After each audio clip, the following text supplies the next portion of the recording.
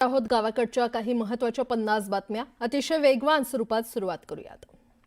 Worli VDD चाळ पुनर्विकास प्रकल्पातील आणखी 1419 रहिवाशांचा लवकरच नव्या घरात गृहप्रवेश होणार आहे। या रहिवाशांना डिसेंबर अखेरपर्यंत नव्या घराचा ताबा देण्यासाठी म्हाडानं कंबर कसली आहे। त्या दृष्टीने उर्वरित 6 विंग मधील अंतर्गत आणि फिनिशिंगची कामं वेगाने सुरू आहेत। रेल्वे रूळ आणि सिग्नल दुरुस्तीच्या कामकाजासाठी आज मध्य आणि हार्बर मार्गावर मेगा ब्लॉक घेण्यात येणार आहे। मेगा ब्लॉकमुळे काही लोकल फेऱ्या रद्द करण्यात आल्या असून काही लोकल 20 मिनिटे उशिराने धावतील। माटुंगा ते मुलुंड आणि ठाणे ते वाशी नेरूळ दरम्यान ब्लॉक घेण्यात येणार आहे। तसंच पश्चिम रेल्वेवर वसई रोड ते भाईंदर स्थानकादरम्यान रात्रकालीन ब्लॉक घेण्यात येणार आहे। कोल्हापूर ते कलबुर्गी या मार्गावरून विशेष रेल्वे धावणार आहे। याचा फायदा 2 राज्याच्या 4 जिल्ह्यातील शेकडो प्रवाशांना झालाय। शिवाय या विशेष गाडीमुळे महालक्ष्मीसह गाणगापूरला दर्शनासाठी भाविकांना सहज जाता येणार आहे। भटक्या कुत्र्यांच्या समस्येवर सर्वोच्च न्यायालयामध्ये पुन्हा सुनावणी होणार आहे। सुनावणीमध्ये राजधानी दिल्लीतील भटक्या कुत्र्यांचा मुद्दा केंद्रस्थानी असला तरी त्या प्रकरणात न्यायालय इतर राज्यांबाबत देखील महत्त्वपूर्ण भूमिका घेऊ शकते। त्यामुळे न्यायालयाच्या भूमिकेकडे देशभरातील प्राणीप्रेमींचे लक्ष लागले। दिल्ली एनसीआर मध्ये वायू प्रदूषण सातत्याने वाढतंय। शनिवारी दिल्लीतील आनंद विहारमध्ये AQI पातळी 412 नोंदवली गेली आहे, ज्यामुळे प्रदूषण पातळी गंभीर श्रेणीमध्ये आलेली आहे। अनेक भागात हवेची गुणवत्ता खराब झाली आहे। भारतात आता श्वास घेणे देखील जीवघेणे होत चाललंय। स्वीडनमधील कॅरोलिन्स्का इन्स्टिट्यूटच्या एका नव्या अहवालानुसार 2009 ते 2019 या काळात वायू प्रदूषणामुळे देशात तब्बल 38 लाख लोकांचा मृत्यू झालाय। तसंच लहान आणि औद्योगिक शहरं आता नवीन प्रदूषण हॉटस्पॉट म्हणून समोर येत आहेत।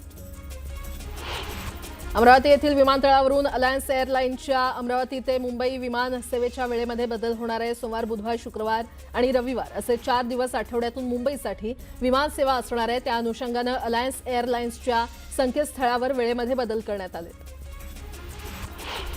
पंढरपूरच्या सावळ्या विठ्ठलाच्या दर्शनासाठी राज्यातून येणाऱ्या वारकऱ्यांच्या संख्येचा विचार करून रेल्वे प्रशासनाने सोलापूर मिरज आणि मिरज लातूर या मार्गावरून विशेष गाड्या चालवण्याचं घोषित केलंय। 30 ऑक्टोबर ते 4 नोव्हेंबर या काळामध्ये रेल्वेच्या 36 विशेष फेऱ्या चालवल्या जाणार आहेत।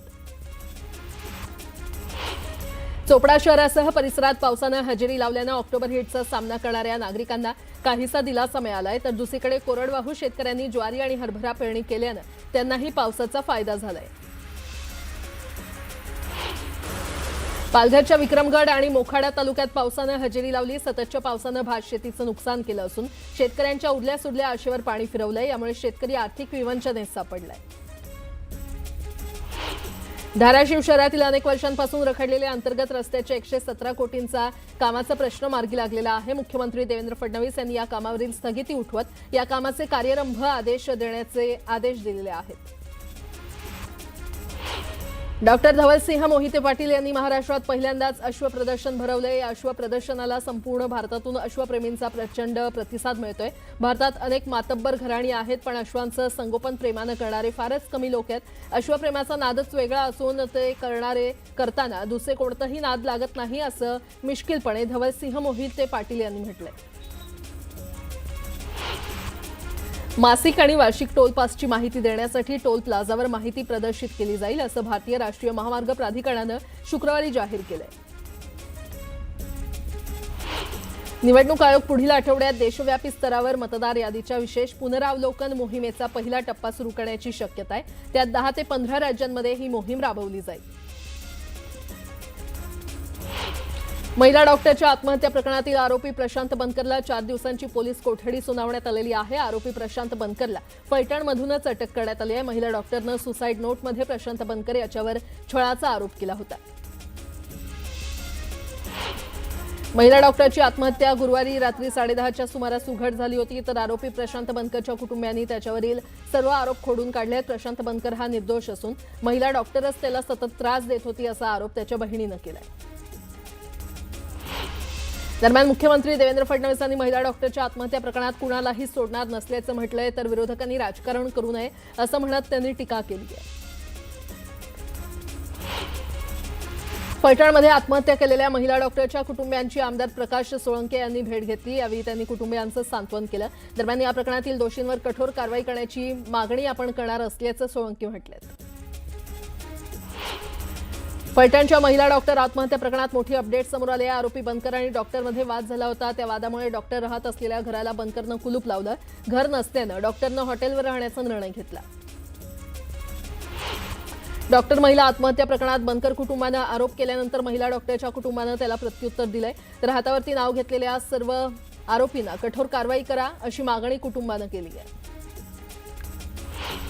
फलटणमधील महिला डॉक्टरच्या आत्महत्या प्रकरणात एका खासदाराचंही नाव समोर आलंय। मयत डॉक्टरच्या कुटुंबियांसह विरोधकांनी थेटपणे यात भाजपचे माजी खासदार रणजितसिंह नाईक निंबाळकर यांचं नाव घेतलं।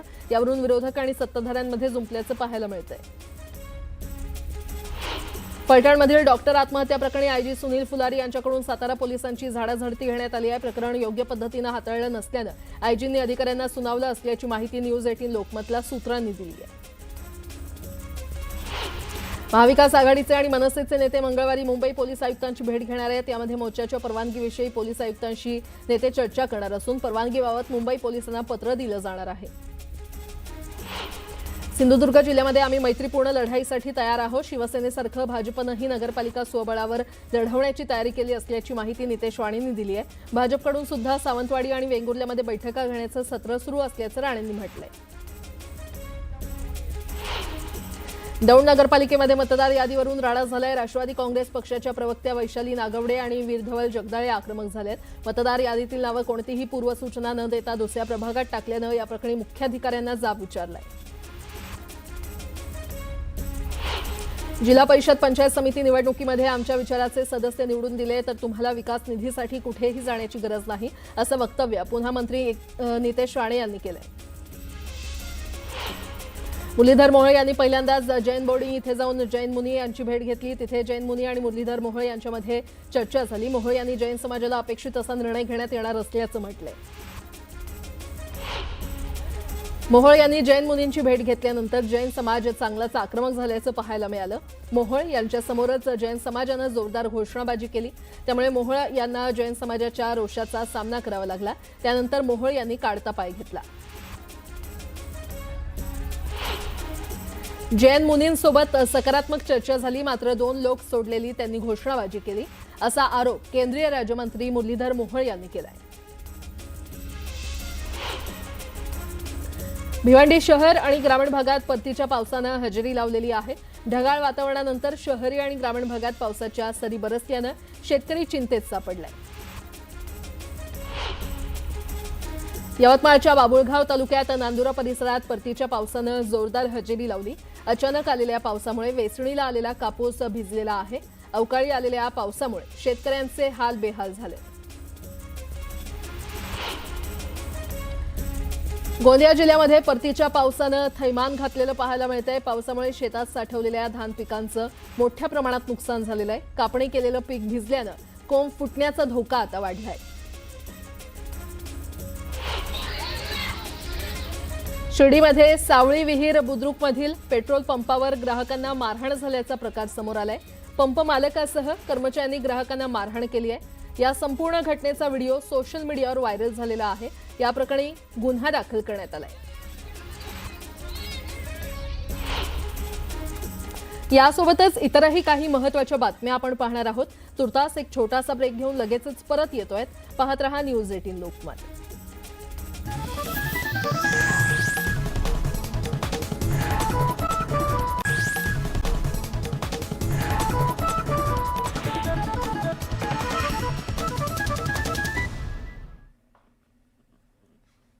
ब्रेक नंतर आपलं पुन्हा एकदा स्वागत। पुढची बातमी पाहूयात। केंद्रीय राज्यमंत्री मुरलीधर मोहोळ यांच्यावर शिवसेना नेते रवींद्र धंगेकर यांच्या आरोपांच्या फैरी या सुरूच आहेत। मोहोळ यांच्या विरोधात धंगेकरांनी केलेल्या आरोपांमुळे महायुतीतच कलगीतुरा रंगण्याची शक्यता आहे आणि अशातच महायुतीत मिठाचा खडा नको, महायुतीमध्ये मतभेद होता कामा नये असा सल्ला एकनाथ शिंदे यांनी रवींद्र धंगेकरांना दिलाय। पाहूयात। महायुतीमध्ये कुठेही मतभेद होता कामा नये, महायुतीमध्ये कुठेही मिठाचा खडा पडता कामा नये याची काळजी प्रत्येकाने घेतली पाहिजे। राज्याचे उपमुख्यमंत्री आणि शिवसेनेचे पक्षप्रमुख एकनाथ शिंदेंनी रवींद्र धंगेकरांना दिलेला हा सल्ला गेल्या काही दिवसात पुण्यातील भाजप नेते आणि केंद्रीय राज्यमंत्री मुरलीधर मोहोळ यांच्या विरोधात पुण्यातील शिवसेनेचे नेते रवींद्र धंगेकरांनी आरोपांच्या फैरी डागल्यात।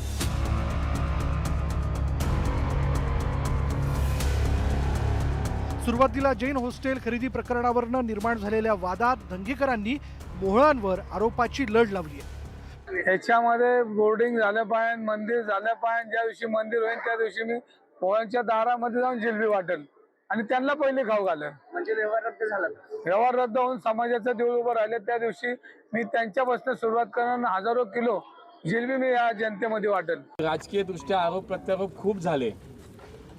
काही लोकांनी या विषयाचा आधार घेऊन व्यक्तिगत पातळीवर जाऊन टीका केली, पण माझ्या जैन बांधवांनी एकही दिवस एकदाही कधी माझं नाव या विषयात घेतलं नाही.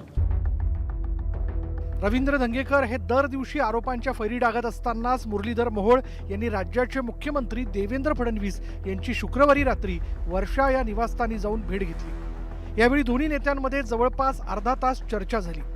धंगेकरांनी केलेल्या आरोपांनंतर या भेटीला महत्त्व प्राप्त झालं होतं. देवेंद्र फडणवीस हे हुशार आहेत, चाणक्य आहेत, एक चांगलं प्रशासन चालवतात. मला विश्वास आहे की त्यांनी त्याला काय गुच्छ घेऊन आले नव्हते. देवेंद्र फडणवीस त्यांना हे विचारलं की ही केलेली चोरी ही तुझ्या मार्फतच झालेली आहे आणि तू याचा निर्णय घेऊन ताबडतोब ह्याला जर तू जर पुढं पाऊल नाही टाकलं तर भविष्यात तुला याची पक्षाची तुला अडचण उभी राहील. कारण शेवटी सगळ्यांना कळतं दूध का दूध पाणी का पाणी. 4-5 दिवसानंतर आठवड्यात मी त्यांना भेटत असतो. पुण्याचे विषय आहेत, राजकीय विषय आहेत, संघटनात्मक विषय आहेत, निवडणुका आलेल्या आहेत. त्यामुळं काल माननीय देवेंद्रजींच्या संदर्भात हा कुठलाही विषय काल झालेला नाही. काही आपल्यातल्या लोकांनी हे चालवलं की मी हा विषय तिथं घेऊन गेलो किंवा जे राजकारण चाललं ते अजिबात नाही. धंगेकर आणि मोहोळ यांच्या वादात महायुतीतही कलगीतुरा रंगलाय. भाजप नेत्यांनीही धंगेकरांना थेट इशाराच दिला. जैन मंदिर ज्या गतिमानाने खाण्याचा प्रयत्न बिल्डरांच्या माध्यमातून केला त्याचाच आज मी विचारतोय. आणि हे सगळे बिल्डर माननीय मुरलीधर मोहोळ यांच्या हस्तक आहेत. आणि हा सगळा व्यवहार बँकेचा असेल, रजिस्ट्रेशनचा असेल, हा सगळा व्यवहार मी धर्मदायित्वाचा. ह्या व्यवहारामध्ये संशयाची पाल ही मुरलीधर मोहोळवर जाती. त्यांनी त्याचा खुलासा केला पाहिजे. पण आजपर्यंत त्यांनी कधी असं नाही म्हटलं की ज्यांनी हे मंदिराबद्दल चुकीच्या पद्धतीची टेंडर पद्धत केली, मी हे मंदिर मिळवून देतो किंवा इथं हॉस्टेल बांधू शकतो. आज 15 दिवसामध्ये ते एकदाही बोलले नाही. उलट ते म्हणतात माझा तो गोखले मित्र आहे, राहणार आणि राहणारच. आता धंगेकर कोणाकोणाचे हस्तक आहेत हे यथावकाश पुढे येईल. पुण्यामध्ये अनेक गोष्टी अशा आहेत ज्यांच्याशी धंगेकरांचा संबंध आहे. त्या गोष्टीसुद्धा या ठिकाणी मुरलीधर मोहोळ यांच्याकडे आलेल्या आहेत, पुण्यातील संबंधित लोकांनी दिलेल्या आहेत. आणि त्याच्यामुळे दुसऱ्याकडे एक बोट दाखवत असताना 4 बोटं धंगेकरांकडे आहेत हे यथावकाश तुमच्या समोर येईल. धंगेकर प्रकरणावरनं महायुतीत जुंपल्याचं चित्र निर्माण झालंय. धंगेकरांनी मोहोळ यांच्या विरोधात आपला आक्रमक पवित्रा कायम ठेवलेला असतानाच राज्याचे उपमुख्यमंत्री एकनाथ शिंदेंनी सल्ला दिलाय. रवींद्र धंगेकरांना देखील माझ्याकडून निरोप गेलेला आहे की महायुतीमध्ये कुठेही मतभेद होता कामा नये, महायुतीमध्ये कुठेही मिठाचा खडा पडता कामा नये, याची काळजी प्रत्येकाने घेतली पाहिजे. आणि मी त्या दिवशी पण जेव्हा पुण्यात गेलो तेव्हाही मी भाष्य केलं होतं, आजही करतो. प्रत्येक कार्यकर्त्यांनी महायुती जपली पाहिजे आणि महायुतीमध्ये कुठेही बेबनाव होईल अशा प्रकारचं कृत्य वक्तव्य करू नये. आता एकनाथ शिंदेंनी दिलेला सबुरीचा सल्ला धंगेकर ऐकणार की मोहोळांविरोधात तलवार म्यान करणार याचं उत्तर लवकरच कळेल. मात्र धंगेकरांच्या आक्रमक पवित्र्यामुळं महायुतीतच कलगीतुरा रंगलाय. Bureau report, news 18 Lokmat. पुन्हा एकदा बातम्या पाहणार आहोत वेगवान स्वरूपात. अरबी समुद्रासह बंगालच्या उपसागरात निर्माण झालेल्या कमी दाबाच्या क्षेत्रामुळे पुढील आठवड्यातील बुधवारपर्यंत पावसाचा इशारा देण्यात आलाय. कोकण किनारपट्टीसह मध्य महाराष्ट्र, मराठवाडा आणि विदर्भाला पावसाचा इशारा हवामान खात्याकडून देण्यात आलाय. नगरपालिका, जिल्हा परिषद, पंचायत समित्या आणि महापालिकांच्या निवडणूक वेगवेगळ्या तारखांना होणार असली तरी तिन्हींची मतमोजणी एकत्र होणार की वेगवेगळी याबाबत उत्सुकता असताना एक निवडणूक झाली की लगेच तिचा निकाल हेच सूत्र राज्य निवडणूक आयोगाकडून स्वीकारलं जाण्याची शक्यता आहे.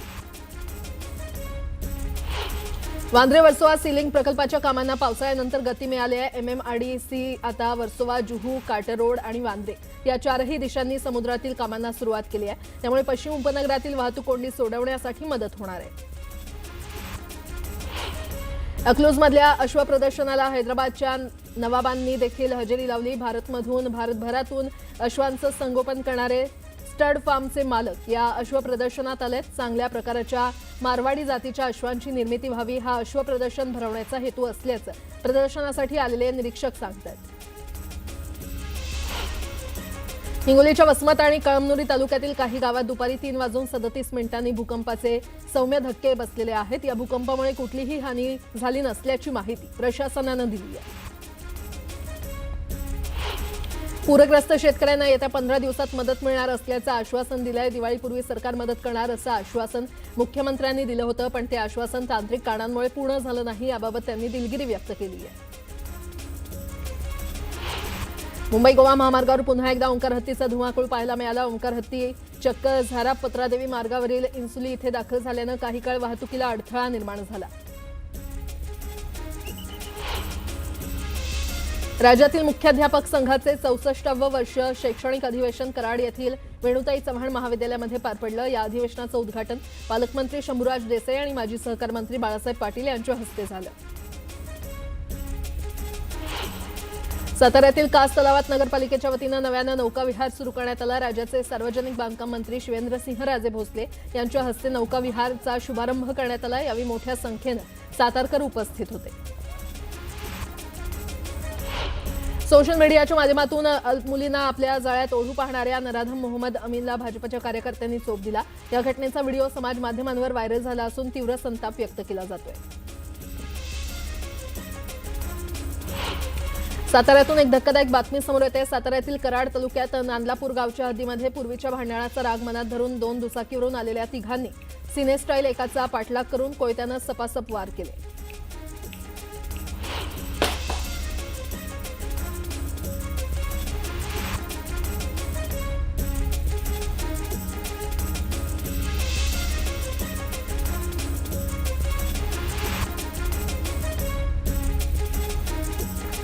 बुलढाण्यामध्ये पत्नीशी झालेल्या वादाचा नराधम बापानं जुळ्या मुलींवर वचपा काढला. पत्नीवर आलेल्या रागातून त्यानं 2 मुलींचा जीव घेत त्यांचा मृतदेह जंगलात पुरला.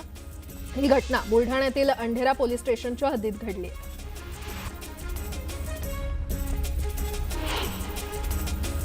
आता यापुढच्या काही महत्त्वाच्या बातम्या तुम्ही पाहणार आहात. माझ्या सहकारी